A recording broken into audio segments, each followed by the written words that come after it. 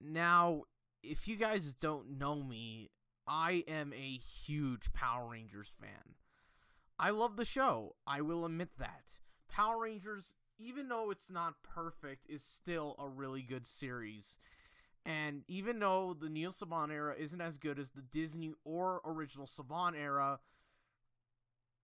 I still like it. Yeah, it's flawed, but I love it. However, not every season of Power Rangers is perfect. And in this podcast, ladies and gentlemen, we are going to talk about what is considered by many to be the worst Power Rangers season of all time, in my opinion. This is Power Rangers Megaforce. Now, Megaforce is supposed to be the 20th anniversary season, and it really fails at it. Man, I don't like this season. Well, okay, not liking this season is okay. I hate this season. To be honestly fair, it's just not very good when it comes to its writing, and just that its biggest problem is its writing. Both season of Megaforce stinks, and the second season being worse than the first season, but I think both seasons are terrible on their own. Just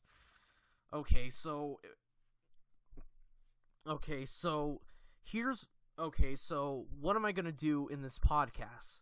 Okay, so I will talk about the characters, and I will talk about the other characters and the villains, and what is the problem with this season.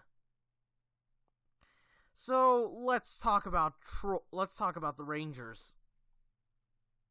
Let's start off to worst to okay to best. Let's start with Troy, because he is easily the worst character of the entire show, and not only the worst Red Ranger of the entire Power Ranger series, but he's also the character I hate the most. Troy does not have a character. His only character is never give up, and humanity rules, and we will triumphant.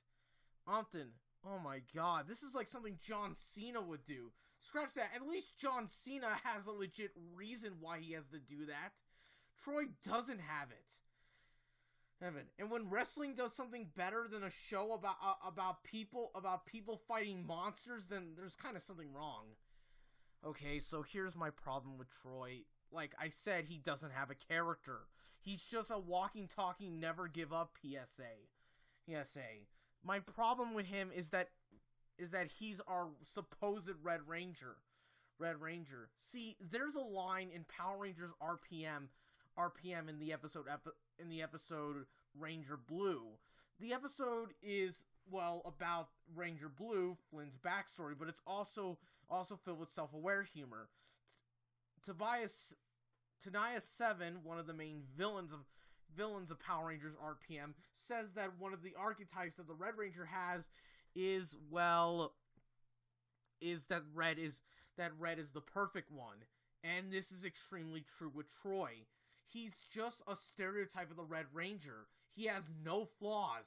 He's just the perfect character, which is not a good sign. In Power Rangers, you need to have your characters, even your Red Ranger, to be flawed. Other Power Rangers series have done this. Even though I'm not a huge fan of Nick, the Red Ranger from Power Rangers Mystic Force, and Jaden, the Red Ranger of Samurai, but at least they have flaws, and at least they're not perfect. Yes, Nick and Jaden are extremely flawed characters because they put too much flaws into Nick, or it's just they're not good at writing Jaden, but at least they have a personality, and at least they have flaws and weaknesses.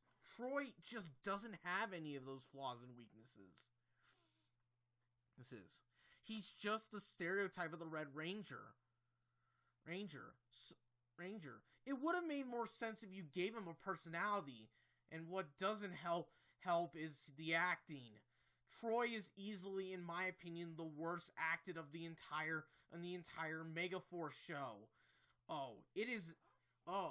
Now, don't get me wrong, Andrew Gray is awesome, but man, this was not his best performance.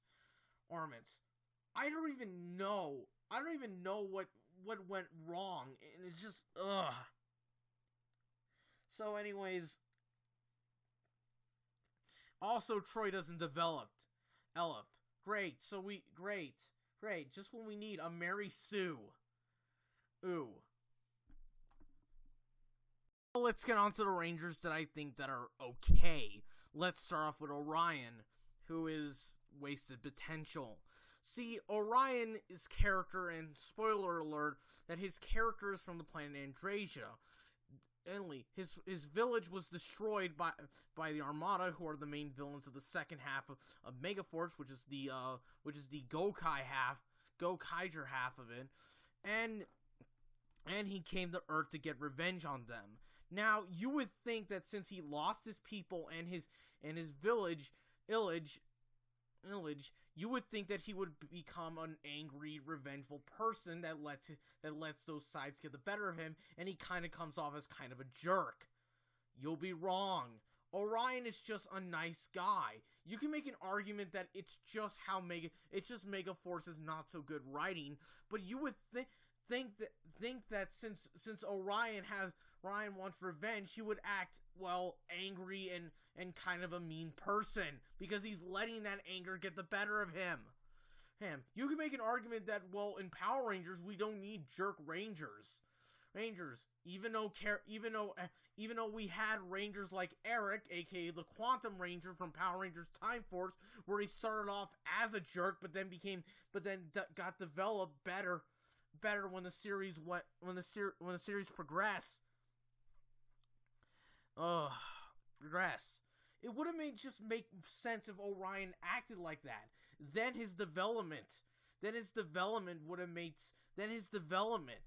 everything else we would have seen him letting revenge get the better of him. You could have had the Rangers teach him that instead we just get a line about how they taught him off screen.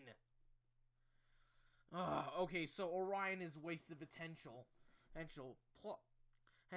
Emma is okay as well. Now, I will admit my problem with Emma is the whole environment thing. It does get on my nerves, and it's a little bit annoying that she talks about, the environment and stuff like that. It just feels Captain Planet-ish. But I will give credit that Emma is a nice person. She's kind to everybody and gives everybody a chance. And gives everybody else a chance. But my problem is that there's not a lot of development for her, which is another problem I don't like.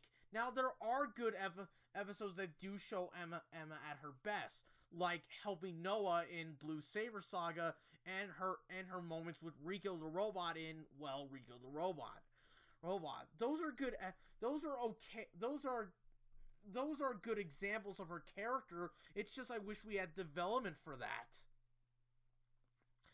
Plus the hippie thing does get on my nerves. Now, let's get on to the Rangers that I think are actually good and really good characters. We'll start with Gia, and it's kind of sad that they didn't give her any center episodes or focus episodes, because Gia is a really good character. I think the reason I like Gia is that she's so serious-minded and tough. She's sort of like Taylor from Power Rangers Wild Force, except a little toned down. What I really do like is that she's in control of everything. She may be a little harsh, but she actually does know when to be focused on everything. And I got to admit, her actress, Sierra Hanna, does a really good job playing a tough girl character. It's sad that she didn't have her own episodes, because I think her episodes would have been about her learning to balance her tough attitude and learning that not everything is serious-minded, which could have been a good idea, but this is Megaforce, sadly. Then we get to Jake, and I really do like Jake. He does get a lot of character development episodes, and here's this. Jake is very much like Zack from Mighty Morphin Power Rangers. He's the life of the party of the group and very much the fun one. While Zack is still a fun character, Jake does have more development than Zack. Jake's episodes are about him learning to be a little bit more serious and serious. But the thing is that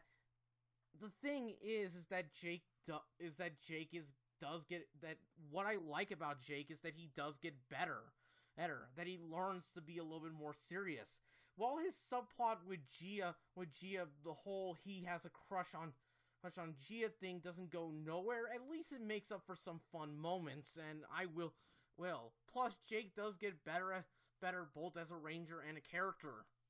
And then we get to a nitpick I have with the second season of Megaforce. See, Jake becomes Super Megaforce Green. Okay, that sounds stupid. I'm gonna call him Pirate Green.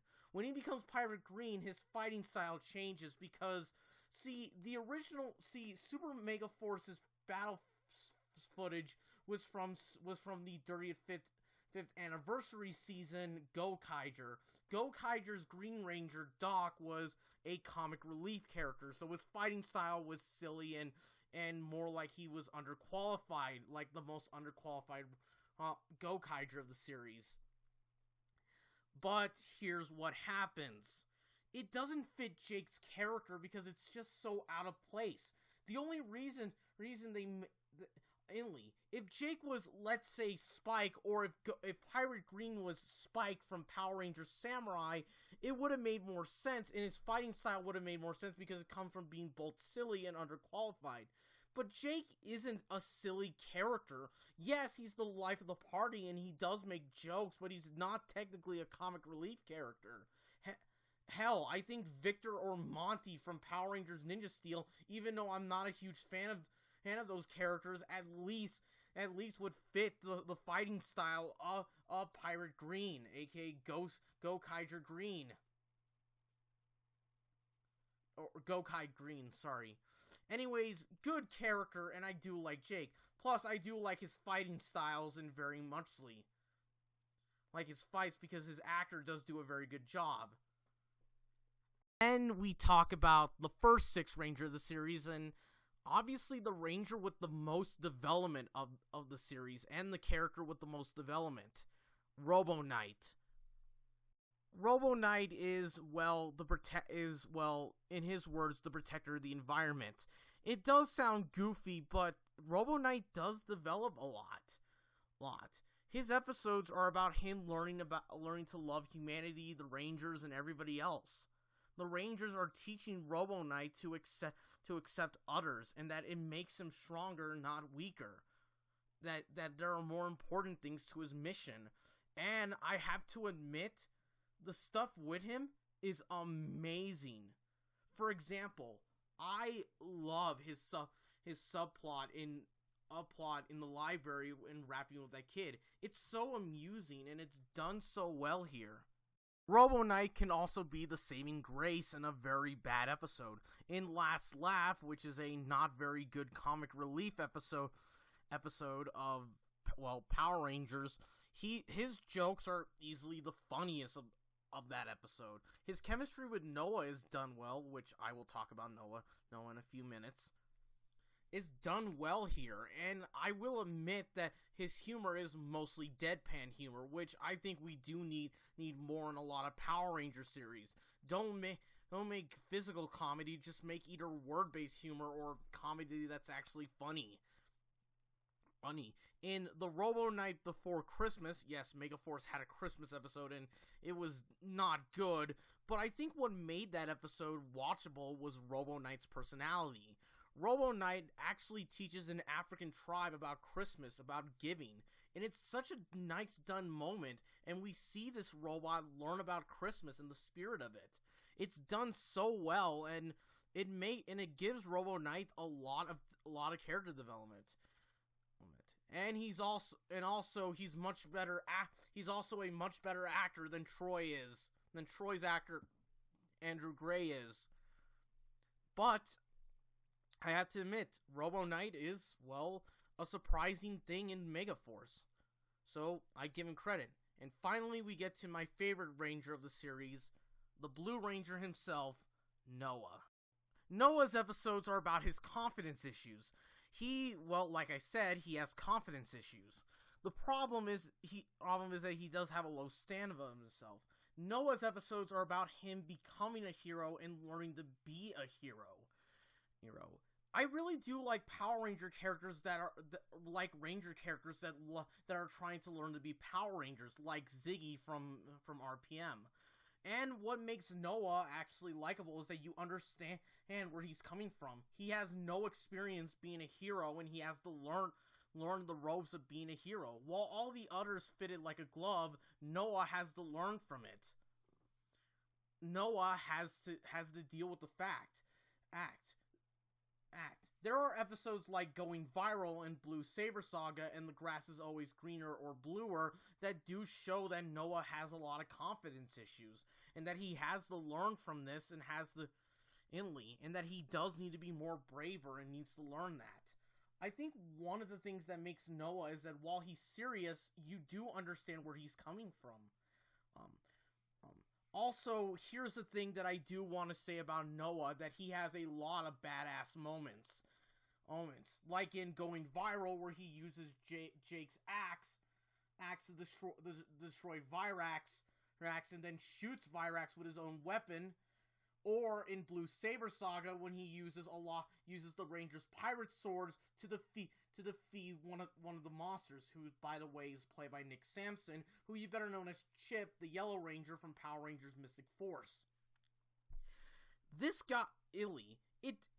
Now here's why I think it's much better, why the badass moments with Noah are much better than Troy's badass moments. With Troy's badass moments, they're just given to him. If you want your character to have a badass moment, they have to, earn it. Shows like Ruby do this really good because they're about showing their characters how badass they are by making them earn that badass moment. And with Noah, he earns it because he's learning from it. With Troy, they're just giving him the badass moments because, he's the Red Ranger and that's it. Also, I think Noah should have been Red Ranger because he acts more like a leader than Troy. He builds most of the technology like Troy. Plus, at least he has a personality than Troy. I'm just saying, Noah should have just been the Red Ranger of the series. He actually would have fit him like a glove.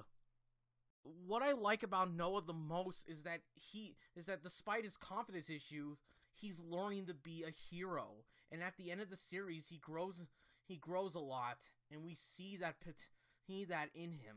That he's not just that kid with confidence issues anymore. That he's an actual Power Ranger. No matter how confident you are, you will be a hero no matter what. Now let's talk about the supporting characters, which are Gosei, Tenzu, Mr. Burley, and Ernie. No, not the Mighty Morphin Ernie, Megaforce Ernie. Okay, I hate Gosei. He's not a good mentor character. The only reason he's a mentor character is because, this is the 20th anniversary of Power Rangers, and since the original show had Zordon, we need to have another floating head. A tiki head this time, but here's the thing. If you want Gosei to be your mentor character, that's fine. But you got to make him do mentoring, give the Rangers advice. He's more useless than Princess Shayla from Wild Force. Spencer from Operation Overdrive is a better mentor. At least with Spencer, he gives advice and cheers the Rangers up and make them realize the error of their ways. In fact, Phineas from Mystic Force is more of a mentor. Yeah, he gives people advice by accident, but at least it's good advice, and he's very helpful and useful. Gosei is not helpful, he's not useful, and he is just there to be, just there because, we need a mentor character. His mention of Zordon, oh yeah, by the way, he says that Zordon is his mentor, but we don't get to see any of that. In fact, we don't get an explanation for Gosei's backstory, where he got Tenzu, where he got the power keys, where both the Megaforce and the Pirate Ranger powers are, I'm not calling them the Super Megaforce Rangers because that sounds silly, so I'm going to call them the Pirate Ranger powers. Whereas everything, why? We don't get a backstory, which is Megaforce's problem. They don't do any world building.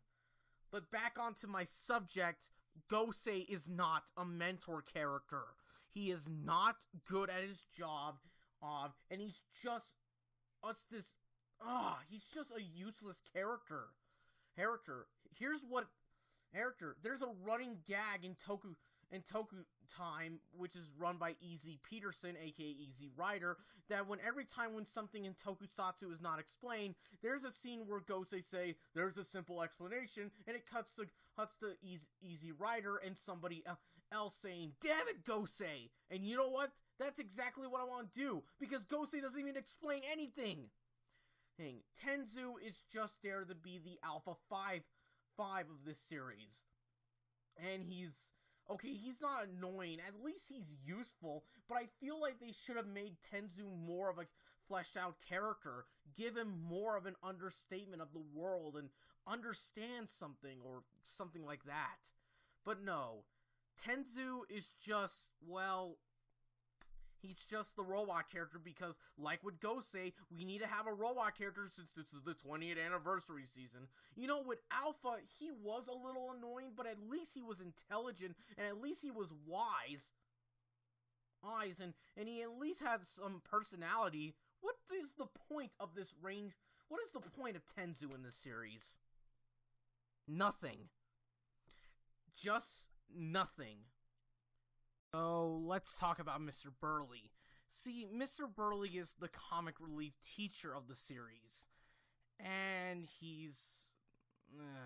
okay. He's not a bad character, and his actor is having so much fun playing this character. It's just my problem is that Mr. Burley is just there to be, well, a goofy science teacher character. And that's about it. Other than that, he's... while he does have good jokes, he's just, well, a filler character. He's only there to be the only teacher character because we don't see the other teachers in the entire school. My God, nobody actually put any effort into this. And then let's talk about Ernie. Or Megaforce Ernie, as I like to call him. Or, as Database Ranger likes to call him, Shailesh, because, well, he's named after...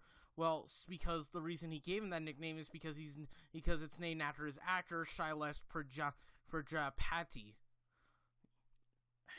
Megaforce Ernie, or I like to call it Meriton. Meriton is, well, I will give him credit that sometimes he can be funny, but he's just a superfluous character.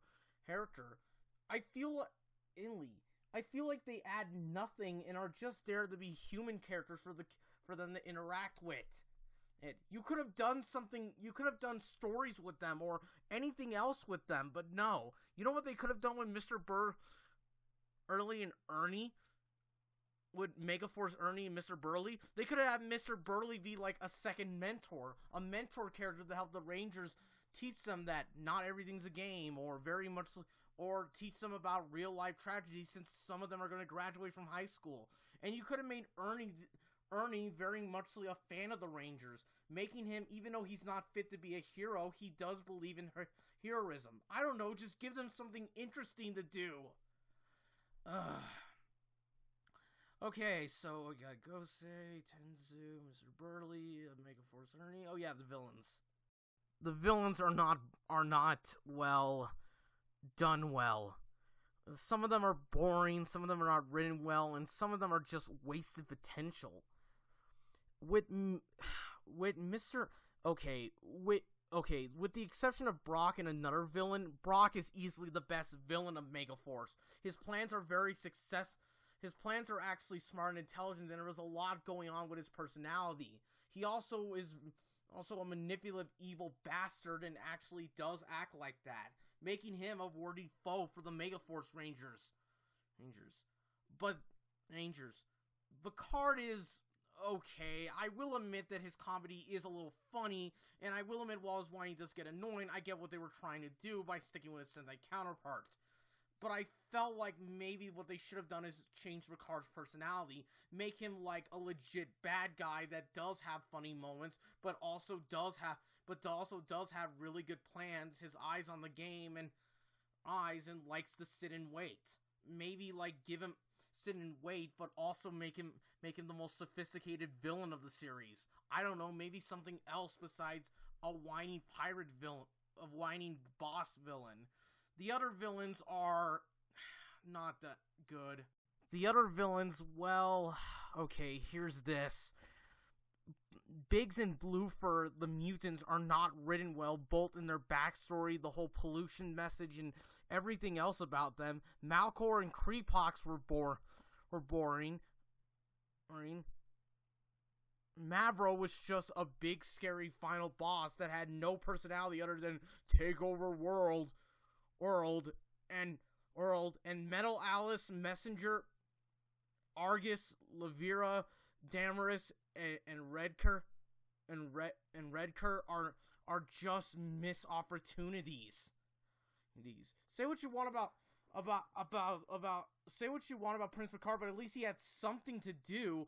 There is nothing with these villains. It feels like they only put effort in two of them, and just put the most effort into one of them, and all the rest are just God, it feels like nobody cared about this season whatsoever. Now we get into one of the things that I do not like about Megaforce. It's character development. There is not a lot of character development. The only ones who get character development are Jake, Noah, and Robo Knight. Robo Knight having the best development. All the other characters, especially Troy, do not get development, even though Megaforce is about, let's say, 42 episodes long, counting both the Halloween and Christmas episodes. So, yes, this season lacks development. And you would think that since Megaforce is a 42 episode series, they would have done more. But nope, they didn't. It's just wasted potential onto wasted potential.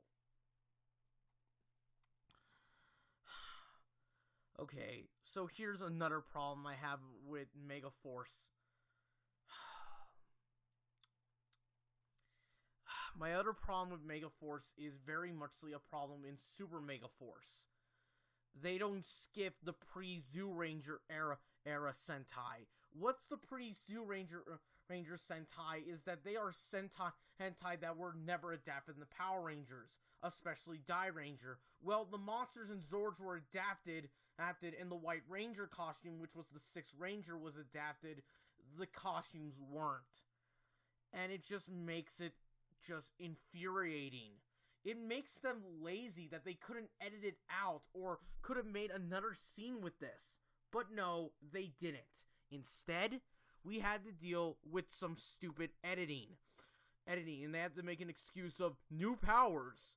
Look, I get it, Italy. Look, this is just not fun. And these are not Power Rangers. In fact, there's actually a rumor that the reason they didn't edit it out was that Jonathan Zacher was a Super Sentai fan and didn't want them out, which is a terrible reason because it's Power Rangers. You know, when Dino Dunner did their tribute to Aka Ranger, yeah, they showed footage of the original Aka Ranger on TV, but at least they made some excuses in their own universe as to why there's Japanese Power Rangers. This is just man, this is just not good. And then we get to the writing. I don't like the writing in Megaforce. It's obviously not good or terrible. It's obviously terrible, but my problem with it is that it feels like it's meant for little kids. No, really little kids. No, babies. We also get the notorious dialogue, dialogue and action scenes which don't fit. You know, say what you want about the Disney era, but at least they knew when to shut the hell hell up when they fought.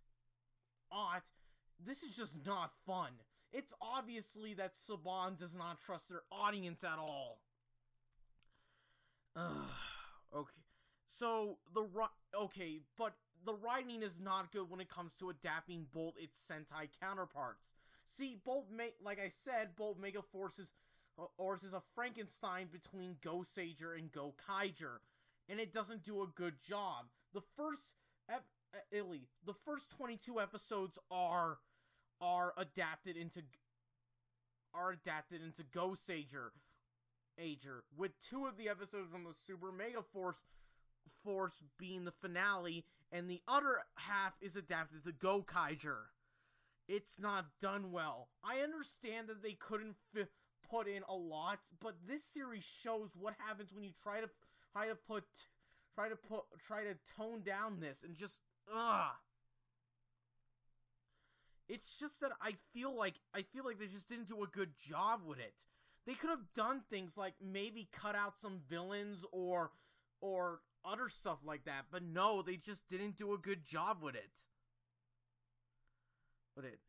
My biggest problem, my giant complaint biggest problem is that Megaforce is just not a good 20th anniversary season.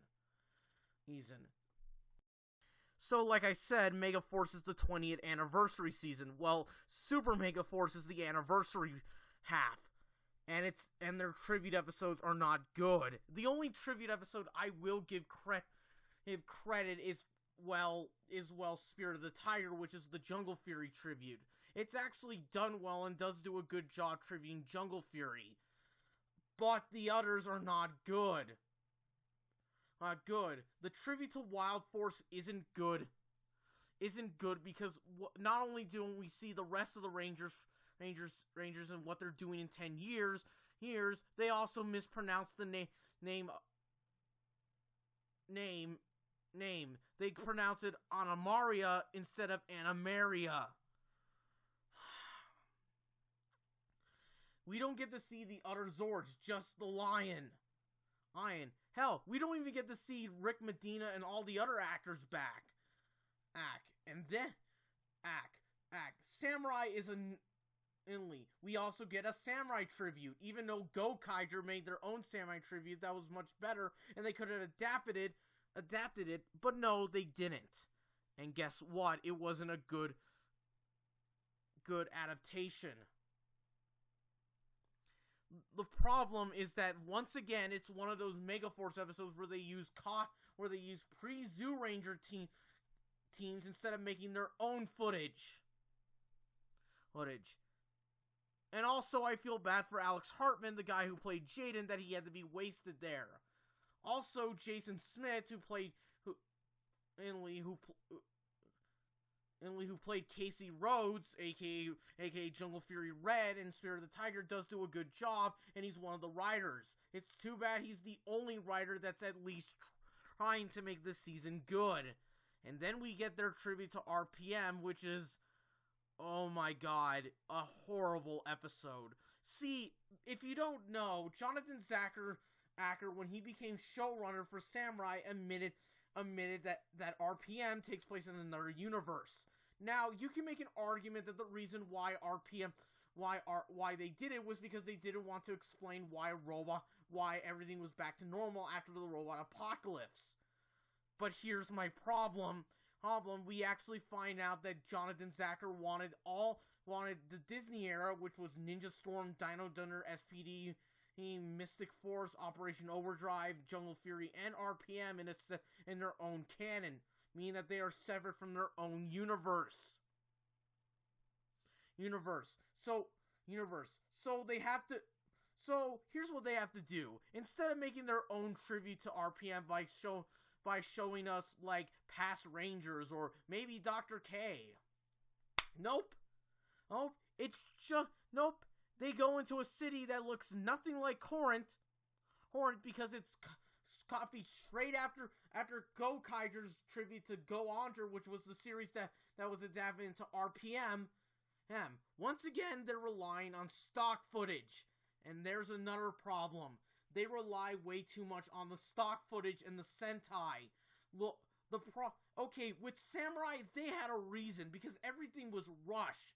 This series is trying to be its own thing, and yet they still want to rely on the Sentai. Look, it's okay to rely on the Sentai sometimes, but you gotta be your own thing. And yes, I understand that when Power Rangers tries to do something original, it's more about the execution, and Megaforce doesn't do a good job with the execution. But my problem is that you can't just rely on your stock footage every time. Ugh. So, yeah. You know, when Gokaiger does their tribute episodes, it actually feels like they're making a tribute to them, and it feels like they actually are respecting the Sentai their tribute. Power Rangers, other than their tribute to Jungle Fury, didn't do a good job tributing Wild Force, Samurai, or RPM. By the way, RPM is easily the darkest series in Power Rangers history. Ugh.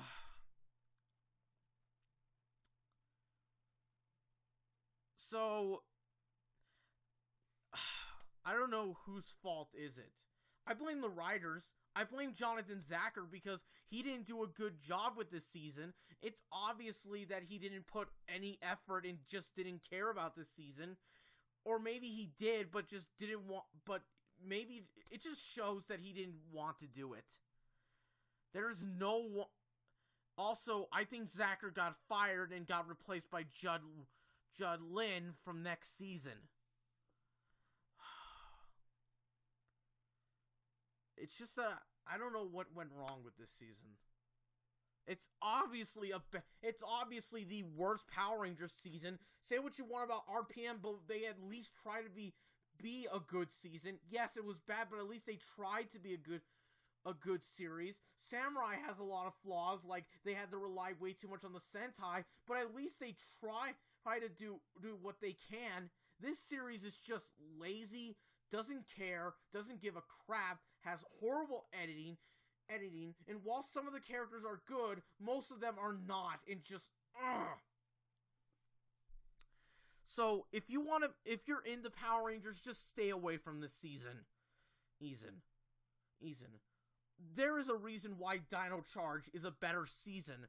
As much as Dino Charge is just a good and not great season, at least it felt more like a Power Rangers season than Megaforce ever did.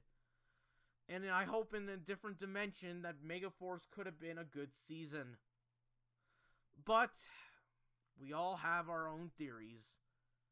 And sadly, Power Rangers Megaforce was just not a good show.